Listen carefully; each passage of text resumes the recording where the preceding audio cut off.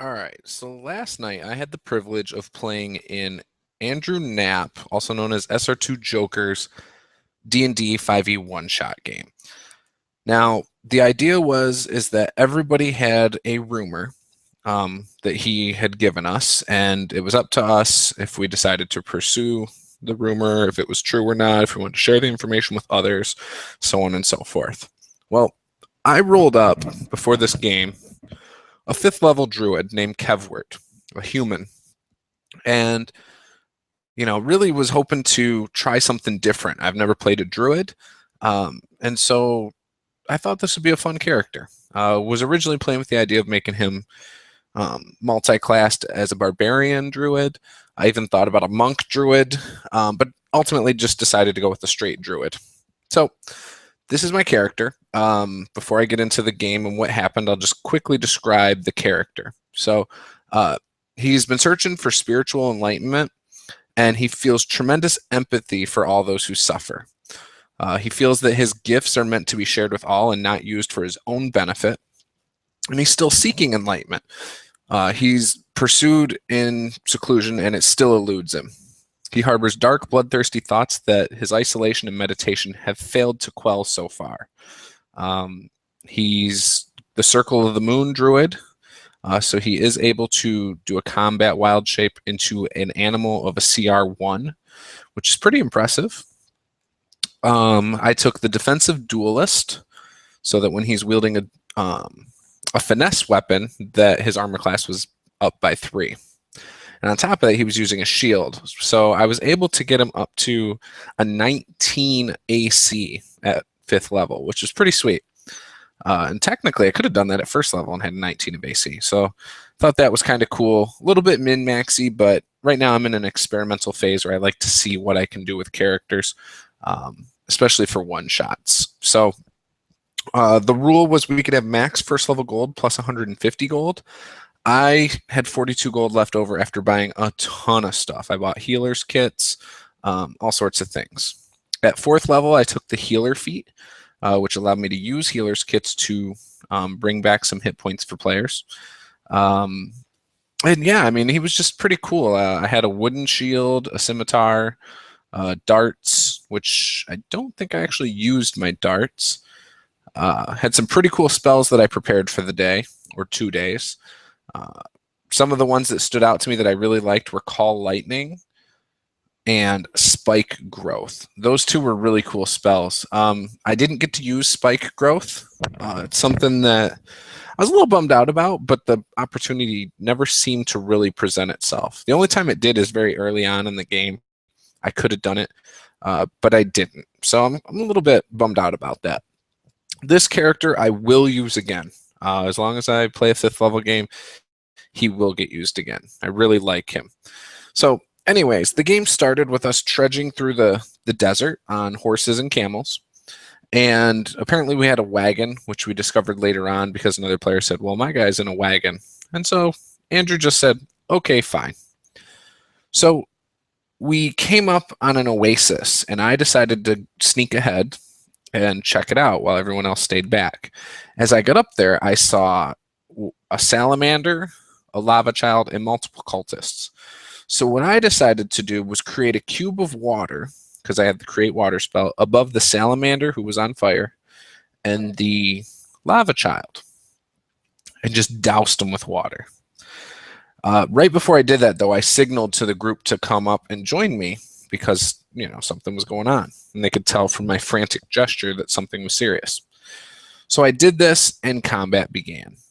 Now, as it began, one of the things I decided to do was to cast on the next round poison spray on the lava child, which was a big dumb NPC, basically. It had his thumb in his mouth and was acting like he was a 4-year-old child, even though he was the size of a grown man with the child's head.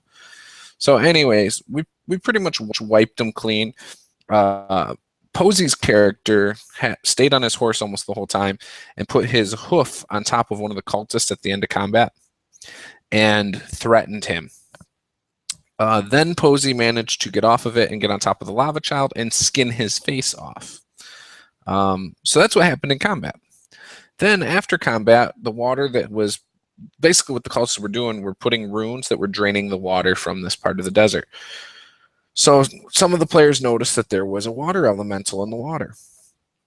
So I, along with a few others, drank from this water, and then I noticed that there were two trees that were tied together, and my rumor was that two trees would be tied together and there'd be a stone underneath with an X in the shape of an X, and underneath that would be treasure. So my character went over there as quick as possible and started digging and trying to find this.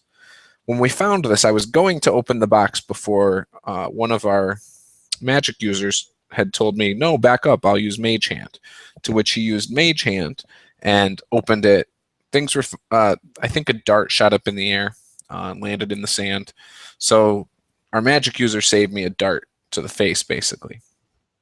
There's a lot of gold, which my character didn't have any need for gold, so he said, you guys can have his share.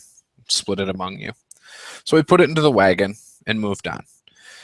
The players, I don't know why, I think one player was hurt. I gave him a healer's kit and then decided to take a rest for the night, which was fine. And so during the night, we were attacked by a sandman and two trolls, spirit trolls, I believe, which we happened to wipe them up pretty quick. And Posey got a really nice, I actually got bit by one of the trolls, but I managed to slice it off of me.